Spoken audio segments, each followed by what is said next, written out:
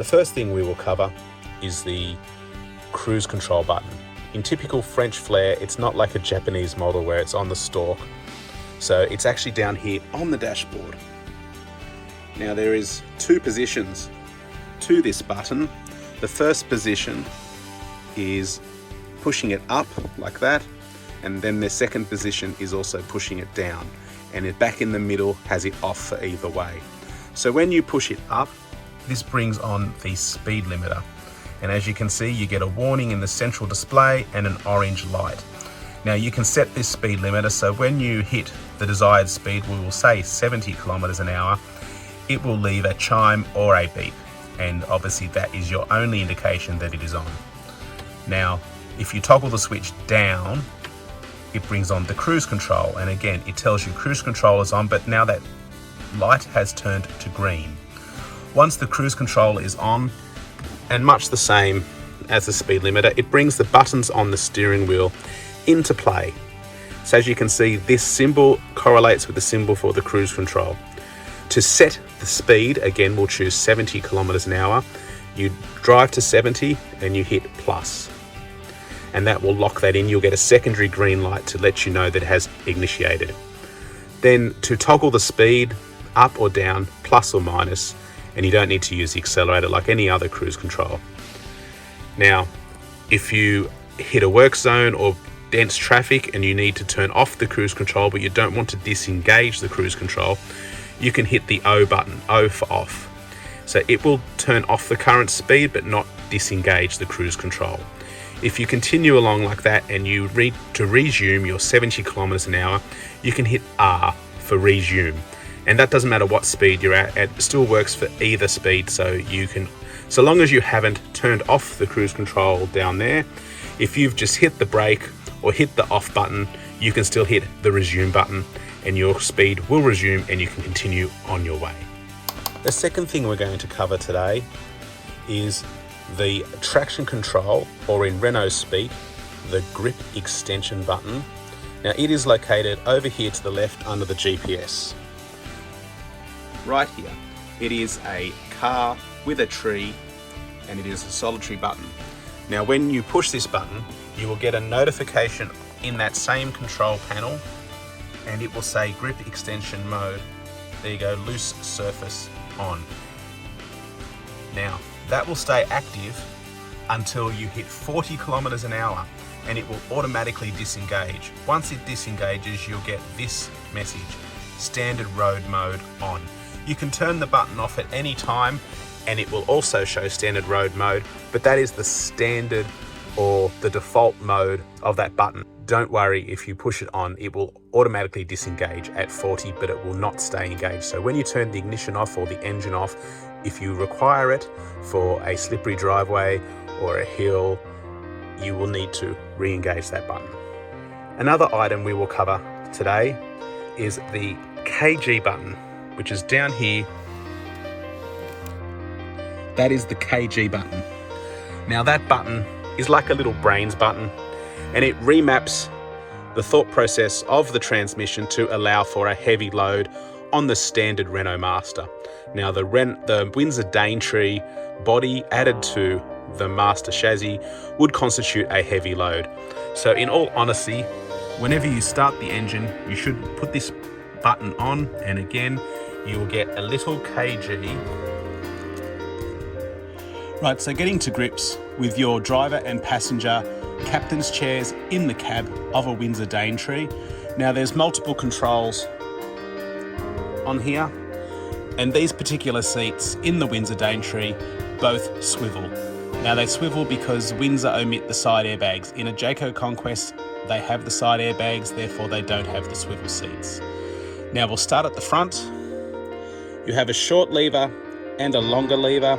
Now the short lever is the extension of the squab. So this will go in and out. So if you have slightly longer legs, you can pull it forward and give yourself some under thigh support, which is also a really good feature. And then the longer lever here is the one that you use to pivot or swivel the chair, like so. And then around the side here, you obviously have your inclination for your backrest. Then you have your fore and aft, and you have your squab front tilt or pivot. So on the side here, you have a squab tilt, and you have obviously your rail runners to take your seat forward and aft. So on the squab tilt, it will do that. So if you're slightly shorter in the legs, you can lower your seat. And then with this button here, being your forward and aft, obviously your standard seat like that. Moving on to swiveling the captain's chairs. Both chairs have the same buttons and functions, and they should both swivel. Now, using this aforementioned button, this deeper button, you pull it up and the chair will swivel. Now, it may depend on your seating position or with your armrests. As you swivel it, it may hit the steering wheel, it may not. You can always pivot or tilt the backrest forward to clear the steering wheel, but you have to remember that there is no locking mechanism once it has been swiveled. So every time you get in it, it may move. Once it returns to the driving position, it locks in place. So there's no need for that. Now, if you need to swivel the backrest, you may also, if you have your armrests down, you will need to bring them up, because as you tilt this forward, it will actually stop it from falling forward.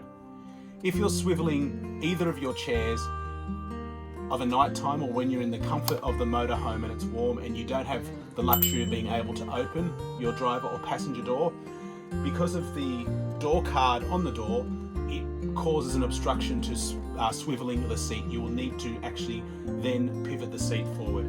So as you can see, it hits.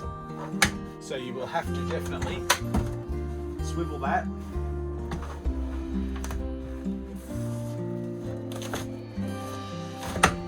And there you go. The last item we will cover today is the standard fitment of the Safety Day rear vision camera / mirror. Now, this particular item is actually a clip-on standard fitment over the existing mirror. So it still retains all functionality of an existing mirror, and you can tilt and swivel it. So therefore that may alleviate some people's reflections that they get of the dinette or the mirror in the back. If that's not the case, then you can always turn on the menu and toggle between brightness, contrast, tint, color, etc. Now, you can toggle these with the up and down button. Now, when you increase here the volume, there is actually a rear speaker or microphone built in to the camera. So if you get some errant road noises happening around your cabin and you're not sure where they come from, just check your volume. Make sure your volume is set to 0. And I'll just show you that one more time. Volume is set to 0. Now, this is the standard view out of the standard camera. We have 2. So we have a lower camera for a longer range vision and the higher camera for parking. You could also turn this off, and then you could just use your existing external mirrors, because at the end of the day, there is no rear window in a Daintree. But as always, it's always best to keep your mirror turned on. And over night time, if it's too bright, just dial down that brightness or that tint. So I hope that has covered off a few items today of standard items that you may use when you're driving your Windsor Daintree. Thanks for watching.